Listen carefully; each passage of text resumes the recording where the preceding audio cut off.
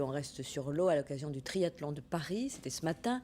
1200 triathlètes étaient engagés au programme, 1500 mètres de natation dans la Seine, 40 km de vélo, 10 km de course à pied autour de l'hippodrome de Longchamp. Tout ça dans une très bonne ambiance, comme l'ont constaté Mathieu Perrault et Régis Croisier.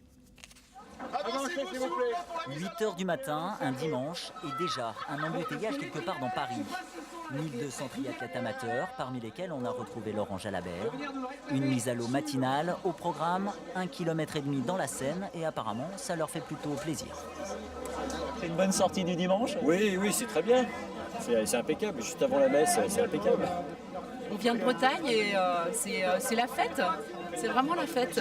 Maintenant, je dirais pas ça peut-être sur la course, mais pour l'instant, c'est bien. 1200 participants, cela fait 2400 jambes et autant de bras qui tapent dans l'eau, autant dire un sacré spectacle au milieu des péniches.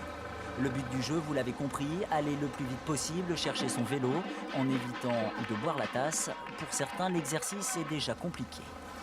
Pendant ce temps-là, il y en a qui sont déjà loin, partis pour les 40 km du parcours vélo.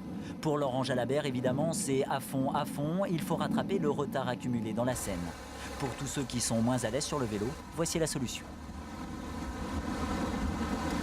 Pour l'instant, je me planque un peu derrière, parce que je suis pas tellement bon en vélo. À peine le temps de respirer pourtant qu'il faut enchaîner avec les 10 km de course à pied sur l'hippodrome de Longchamp.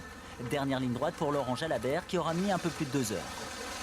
J'étais avec 2-3 concurrents où on s'est fait plaisir à se tirer un peu la bourre jusqu'au bout.